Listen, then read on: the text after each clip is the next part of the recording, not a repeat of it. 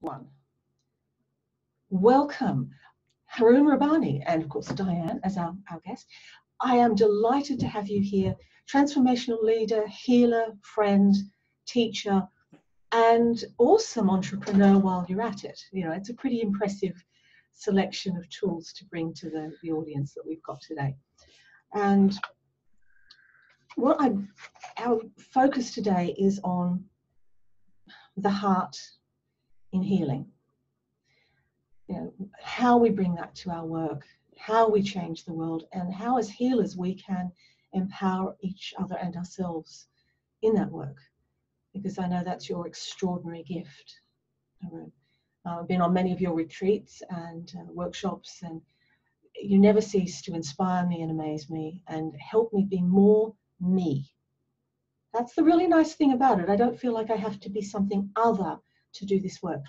I am just at my best myself, and you inspire me and encourage me to do that. So I'm so grateful for that. So, you know, if you want just what you want to bring to today, and, you know, we'll just have a discussion and see where it goes. Okay, well, first of all, thank you so much for having me on. I don't know what to say to your introduction. It's very humbling. I think we're all friends. I think that what's interesting is about the whole heart situation is from a very young age, especially when we go into kindergarten, nursery, school, we're told to stay in our head, ignore the heart. We're told to curb our passions, control, you know, not wear our heart on our sleeve. So we're trained to be logic and rational, and that's important. It's important to have logic and rational. I don't take any of that away. It's important to look at facts. I don't take all that away. But if you look at the great masters of the ages, whether it be spiritual masters or other kind of leaders, so if you look at Jesus or Gandhi, or if you look at Muhammad and Buddha and Martin Luther King, you know, although Martin Luther King came from a spiritual perspective, I don't see him as a religious leader. I see him more as a Renaissance man, however you pronounce it, somebody who's here to create global shifts. So what I'd love to discuss is this, that we, in this time of humanity, a number of things are happening. First, it is the greatest opportunity for people to shine. We are the first generation of human beings who can consciously evolve. Now, we've got that on one hand. On the other hand, have you seen the turmoil going on in the world? In the UK, in the UK, we've got the whole Brexit mayhem. In Europe, you've got the right wing rising like crazy. Spain is just as, we're not going to go into politics, but I'm going to touch upon the politics. And in the US, of course, there are people in the US who are sick and tired of what's going on in their world. I'm both on the left and the right. So there's a lot of upheaval. You've got China who's rising. You've got America seeing China as its enemy. It's going nuts. And you know what? All of these are distractions. They're distractions because people are operating purely from their head. So I'd love for us to have a discussion about what it actually means, really means, about tapping into your heart and bringing heart and integrating that into the work of individuals as healers. Yeah, absolutely. Well, given that my own program is the Heart-Centered Healer program, you know, there's an alignment here with this work. It's just so beautiful. One of the things that it fascinates me, you know, why, when we think about all of those external things, how does that bring us into a state where we can take advantage of the opportunities there are for this healing work to empower others? Is it despite this stuff, or is it because of this that's going on? Great question, Jen. Absolutely beautiful question. I've said this to friends before. I said, if all of humanity is in a pure state of peace, if everybody was working from a space of loving, kindness, compassion, and everyone was operating from the heart, in other words, there was no conflict in the world, everyone's happy, I'd be out of a job Yeah, you know, in your case as well, you know, all healers will be out of our job. And actually, that should be our aim. Our aim should be with all our clients to make ourselves jobless. The reality is it's not going to happen. Not in our lifetime, I don't believe. But we are going to set the foundations for that. So actually, all this, you see, we're at the very beginning of a golden era, according to, you know, in, you know, the Vedas, the Vedic teachings, a golden age of consciousness. We're at the very beginning. But what people forget is that means we're at the end of a very dark age. So we're going through a transitionary phase. And right now, all this stuff going on, what it's doing is, you see, I'll use Donald Trump as an example. I'm not going to have a go at him. But a lot of people are upset with him. They see him as a misogynist, as a racist, as a sexist, all sorts of stuff, you know. And then there's others who think he's super smart, he's super clever. So I don't take sides. But if Donald Trump is whatever he is a manifestation of our collective consciousness. You see, you and I aren't separate, Jen. You know that. I mean, we don't even have to be friends. We are good friends, but we are not separate beings. So you do not have consciousness. You are consciousness. I am consciousness. And so you can evolve as much as you like on your own and be like a Buddha, like, well, you know, in blissful state all the time. But how are you separate from me? Because you're not. And so Donald Trump or Theresa May or the whole Brexit situation, they're only symptoms, they're outward symptoms of what's really going on inside as a in terms of human consciousness, a collective consciousness. Yes, absolutely. When you look at, we shift ourselves and it has a knock-on effect, a ripple effect on those around us. But the ripples, sometimes they're tsunamis coming the other way. Correct. Correct. Yeah. So, you know, when you think about the human heart and the state that, yeah, as you say, we can transform ourselves individually, if you like. But how is that so critical in the transformation process? How do we transform the world with our hearts or from our hearts? Okay, so every single one of us is immensely powerful. If you're a healer, I mean, you are, but I'm talking about really the healers listening in and the therapist, you've probably been through stuff in your life. So if you're a relationship expert, you've probably had a lot of problems. I'm not saying not necessarily 100%, but there's a high possibility and a high probability that you've had major relationship issues going on. If you're somebody who's out there to help people with cancer, you know, using alternative methods, you probably either suffered from cancer or you've had people around you who've suffered from cancer. And actually that makes you already put you in a very powerful place. For example, let's take an extreme. Let's say I'm a yoga teacher, I'm not. Let's say if I'm a yoga teacher, does it make sense for me? Well, how much credibility do I have as a yoga teacher if I teach pregnancy yoga compared to, say, a woman who's had a baby or several babies and she's a yoga teacher? There's a mismatch here. Yeah. So there's lack of alignment, isn't there? Exactly. And it's not to say a man cannot teach it, but to me, the credibility comes from when a woman teaches it. So I can't even remember what your question was, actually. Because, you know, how is it that how is our heart changing the world? Okay, brilliant, excellent. So the heart has intelligence. We have a brain, a thinking brain, which is logic, rationale, and there's billions upon billions of interaction going on every second. We have a heart. Now, the heart has been shown to have 40,000 neurons working together independently of the brain. Mm-hmm. It gives instructions to the entire body. The gut also has a brain. We're going to focus on the heart because how the heart is, it not only is a pump, which it is, it not only gives instruction to the rest of the body, it carries information. Like every other cell of your body, it carries information. Mm-hmm. Now, information is transmitted through electromagnetic waves. These electromagnetic waves, as they are transmitted, creates what you call a field around you. Mm-hmm. That field, Professor Konstantin Korotkov calls the energy field. It creates an energy field around you. Now, according to some of the scientists, shows that we have a field at least 12 feet beyond the tips of our fingers, beyond us. And the reason it's only 12 feet, or it's up to 12 feet, is the instruments only measure up to that much. My own humble opinion is actually our field is a lot more expansive. Our field can, when you tune into your heart fully, can actually expand the whole globe. Where's the proof?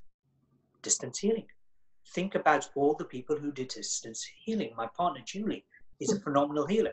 She rarely meets her clients face to face. She rarely even has to have a conversation with them. She can tune into their hearts, into their body, through her heart. And she feels, you see, the language of thought is totally different to the language of the heart. The heart has intelligence.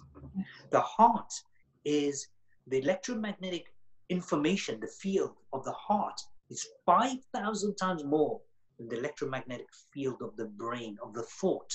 What does that mean? That means if you, say for example, one of the people, a friend of mine, his name is Nassim Harun, I interviewed him a number of years ago.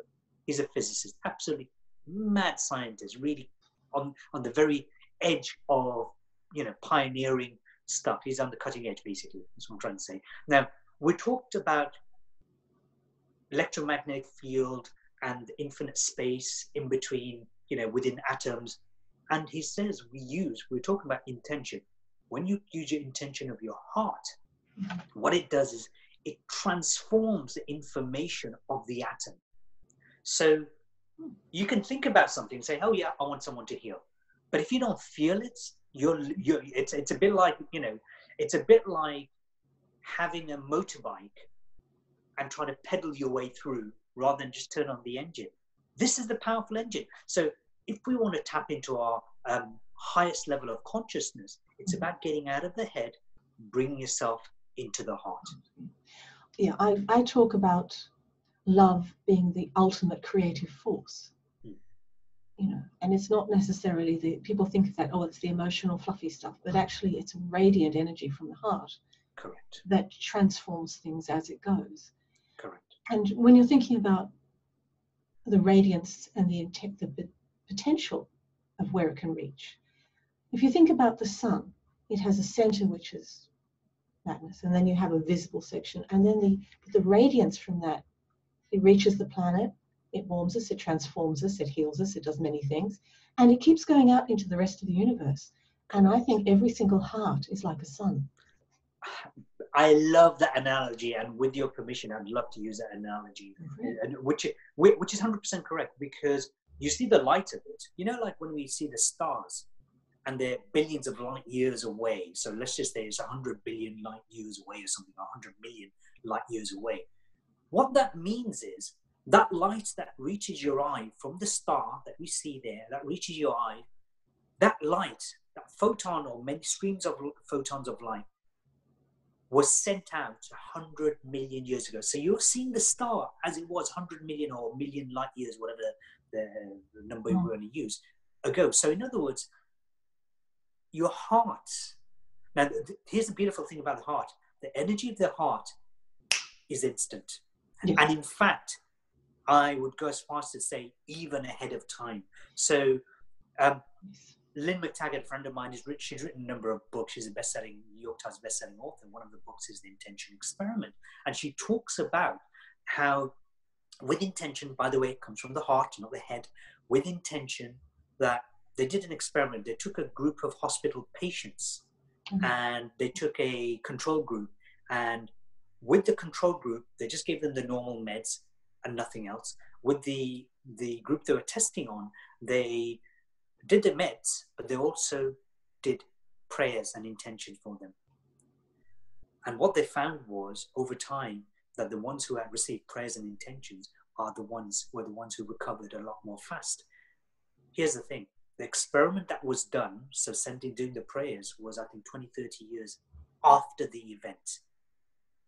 It's a bit of a mind warp. So basically, Mm. if you were ill in 1983 or something like that, we can go back in time. This is too much of a mind bender, I think, but there's science and there's physics behind it. I'm very much a science geek. Yes. I don't want to bring in the maths, but if you go 1983, you're ill, we can go back in time and heal you. Yes. But then, and it's almost like we're like Doctor Who. We are powerful, Jed. This is crazy. We as healers are so powerful, but we stop ourselves from stepping into our power. Okay, why? Why do people do that?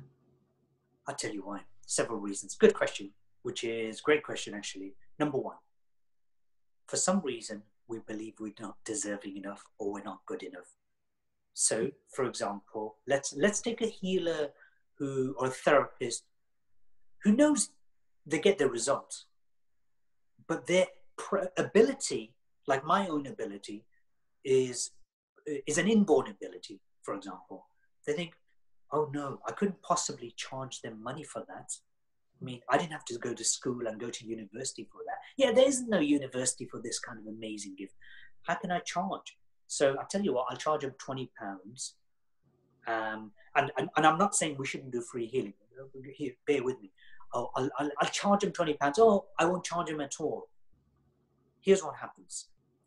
Number of things. Number one, let's go financial first. If you're doing 1 hour of healing and you're paying they're paying you £20. At the end of the day, you might get, let's say, 5 clients. You make £100. And if you did 5 days of that every week, you make £500 a week. That's pretty good income. If you did it for 20 days, you might make £2,000. I, after paying tax, cannot survive on £2,000 because I've got 2 growing sons. One of them taking driving lessons, the other one's university, constantly depleting me of my cash. So I couldn't live on that.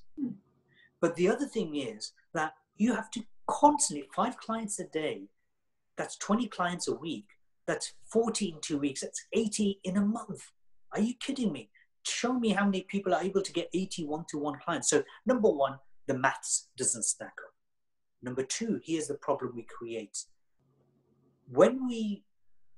There's always something called karmic exchange. We create a cause and effect. If somebody comes to me and they ask for help, and I'm saving, very often I'm actually literally saving their life, or I'm saving their marriage, or I'm saving their career, whatever it is that I'm doing, then here's what happens. They take it, but there's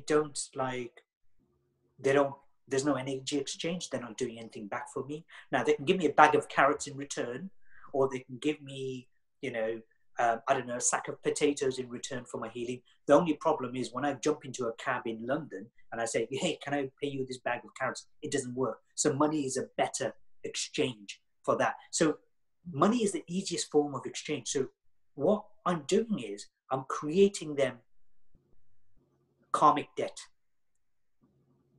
It's an interesting phrase. Karmic debt, how? Let's just take somebody who's married. They're married and their relationship has gone to pots, but I've been able to get them to truly become a lot more understanding, kind, and compassionate. And I've saved their marriage, which is then affecting their children. What's going to happen is, sure, their marriage will go on, but the universe is saying, okay, I'm giving you, so I'm representing the universe. I'm giving you this. What are you putting out there? Mm-hmm. And if you don't put something out, the universe will take it out of your hand. So so one is money. The other thing is just feeling that I'm not good enough. And the other one, here's the big one, I believe, amongst healers. And I love all healers because we're here to do a job and there isn't enough of us. And they think they have to do it all alone. Think about all the members within the global Healerzone, all the members, all the people you know are healers and therapists. So many are trying to do everything alone. Why? It's almost like this mentality of, oh, if I go and share my gift with everybody, they'll copy me. How does that work? Imagine, right, you're an Olympic athlete, or you want to be an Olympic athlete. Are you going to say, well, I love doing the 100-meter run and I want to run on my own. I'm not going to join that Olympic team because if I do, the javelin guy might steal my art and start doing what I do as well. Like, huh? Well, A, you'll never get into the Olympics, and B, you'll never compete at your best. So here, it's not about competition; it's the other way around: cooperation and collaboration. Collaboration, which is the focus of Healerzone, absolutely, because Absolutely. our motto is together we grow, and the more you have, the more you can give. Correct. Without And that upward spiral, we don't go anywhere, and we don't change the planet very much at all. you know, some of the biggest cynics in the world are people who think they have scientific knowledge, and they go with rationale, and they hate the idea of healers, and they hate the idea of psychics. I know some of them who are my friends. They're actual friends. They're not in this space that we're in. They hate the idea. They would rather suffer from that. But one of the reasons is we lack credibility factor, number one. We don't actually lack it. We don't disseminate it enough. Number two, we don't collaborate. We're not unified. I mean, look at in the UK, the NHS. It's an organization. It's a collaboration. They work together by standards. And this is what you're doing at Healerzone.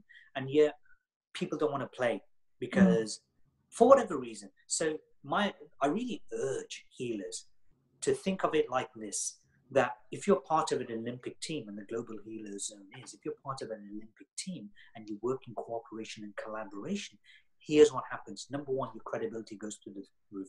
Number two, as a cooperative, so in the world of business, I studied economics. In the world of business, you'll find that there are economic clusters. So you'll have, in Manchester, you've got the Curry Mile. In Birmingham, you've got the Baltic Triangle.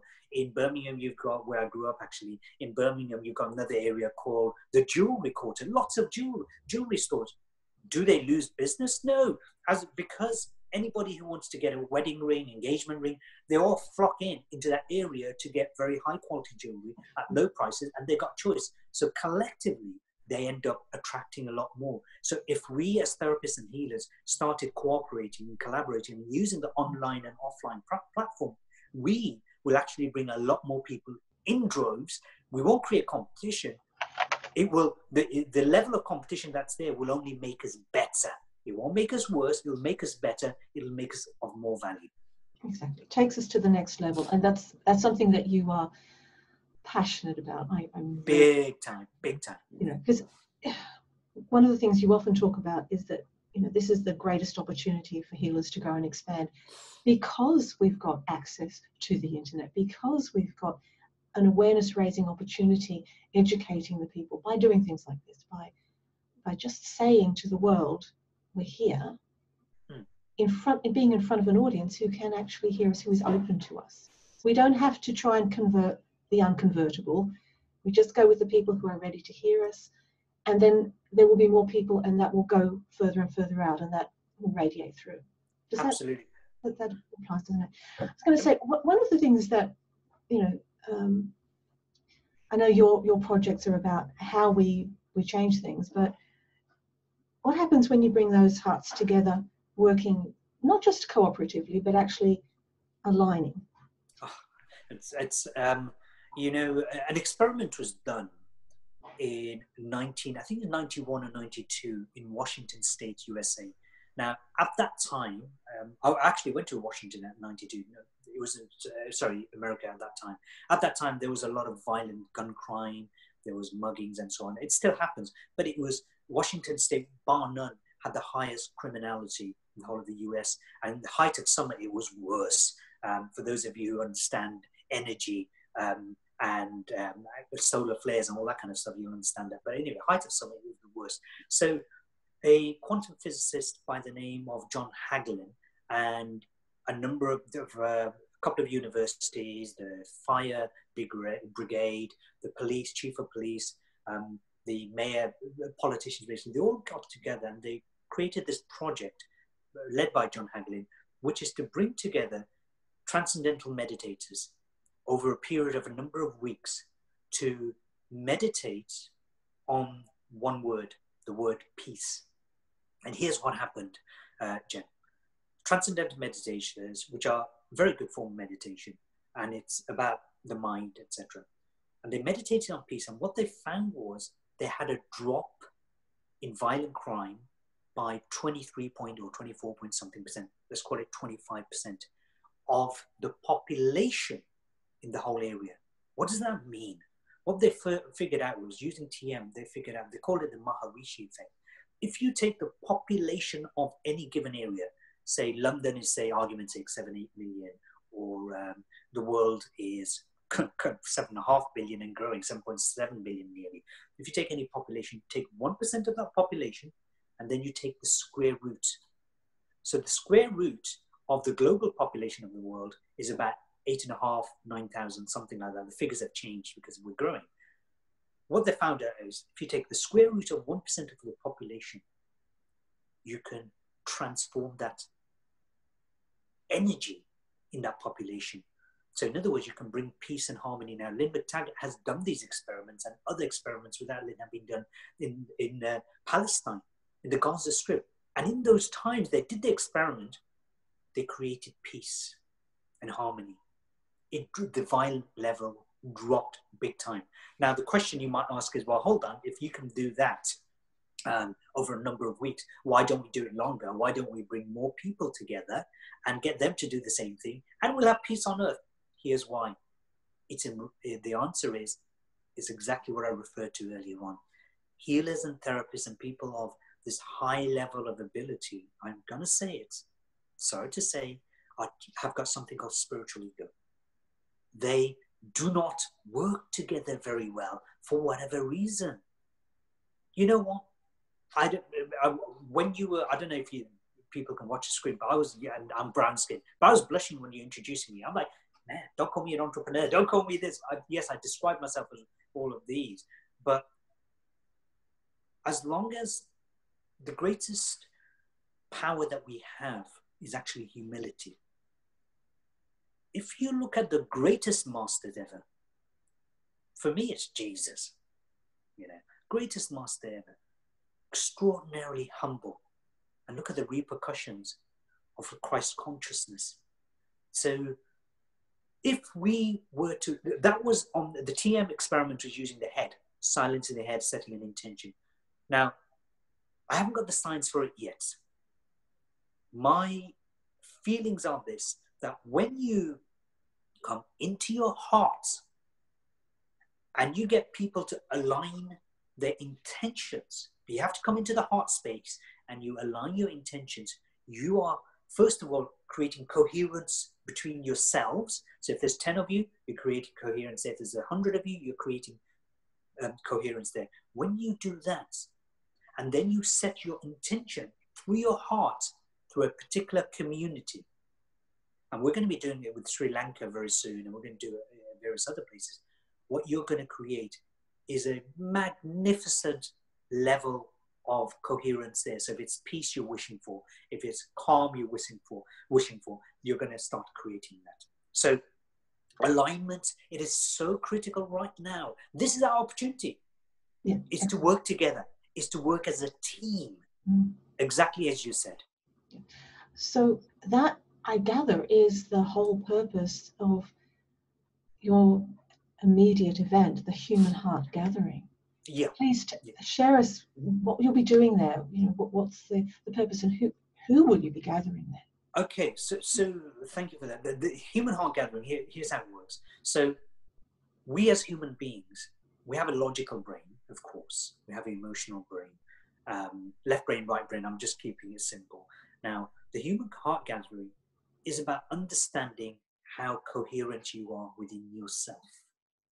How do you measure energy coherence? A number of ways, and one of the most powerful ways is to use something called a BioL, which is developed by Professor Konstantin Korotkov. Now, my friend Joe Dispenza uses that device at his events as well, so I do plug him. So you have coherence within yourself.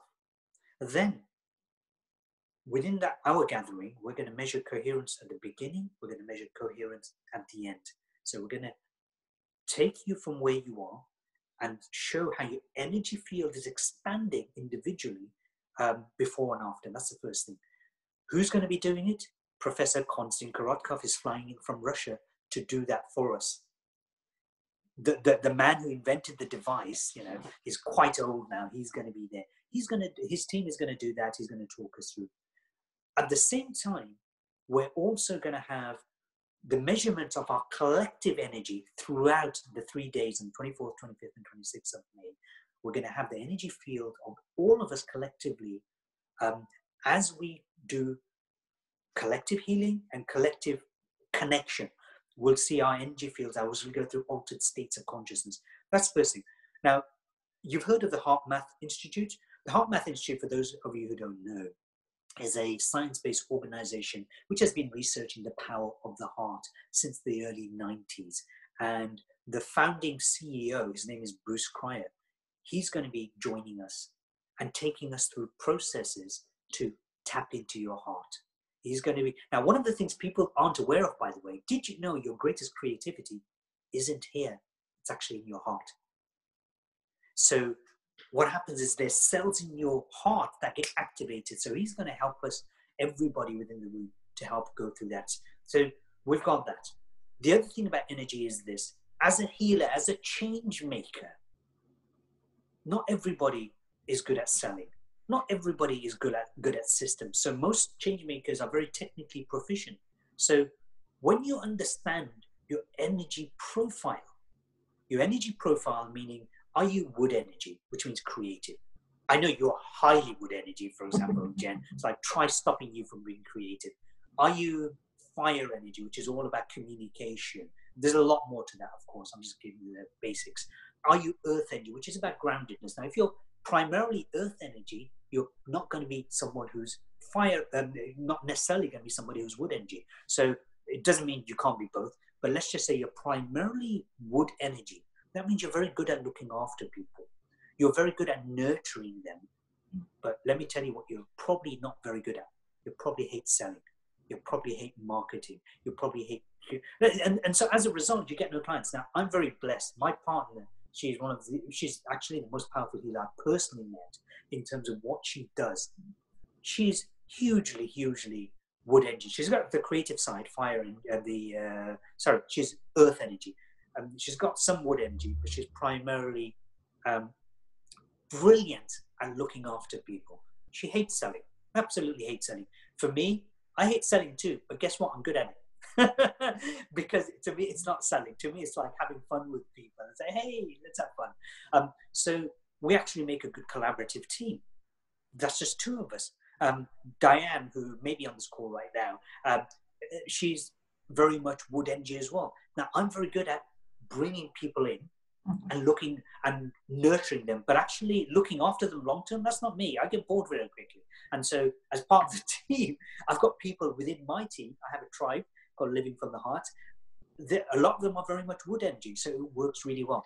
So the person who invented the system is called the Vitality Test, a profiling system. His name is Nick Haynes, 30 years plus a Chinese medicine practitioner. So for everybody coming, we're going to get you to do the test, and he's going to talk through what are your spaces where you're going to be most cooperative, most collaborative. Where are you needing help? Are you somebody who operates primarily from risk or primarily from wanting safety? So he'll be there. So there's a whole bunch of us coming together. That's just 3 people. Besides myself, I'm a healer. Besides myself, there's a whole bunch of us coming together over 3 days as a collective. It's not a conference, although it looks like it. It's an immersive experience to take you through altered states of consciousness so that this higher state of vibration is imbued into your cells, into your body. And so by the end of it, we're creating a community of change makers, not just healers. There's a lot of people who are non-healers there. They're non-therapists, people who are entrepreneurs. Because why? Why, Jen? The reason is all of us believe this one simple thing, that it is time to open up the heart of humanity, not just our individual hearts. No good you being kind-hearted if the rest of the world is, falling to bits. So we have to do it with others. So that's the aim of it. And from that, and hopefully you're going to be there as well. So the Human Heart Gathering, 24th to 26th of May, and I would love for all our friends to be part of this. Okay, please make sure you add the links to all of that below the video when we get back to posting it. Okay, will do. Right. That's fantastic. We could talk about this topic all day, and I know. And we will be talking about it at the event. Just keep us in the loop, keep prompting us. keep sharing your passions and your open heart, which is the gift you bring to the world. Now, this just to let people know that there will be other interviews with other extraordinary people coming up through Healerzone, because absolutely we want to share and spread the word together. You know, together we grow. That's the Healerzone thing. So Harun, thank you for helping us grow today, and I wish you joy, and I'm so looking forward to your event. Brilliant. Thank you so much, Jen, for being so kind enough to have this conversation with me, with our friends. Thank you. See you soon. Very well. Bye.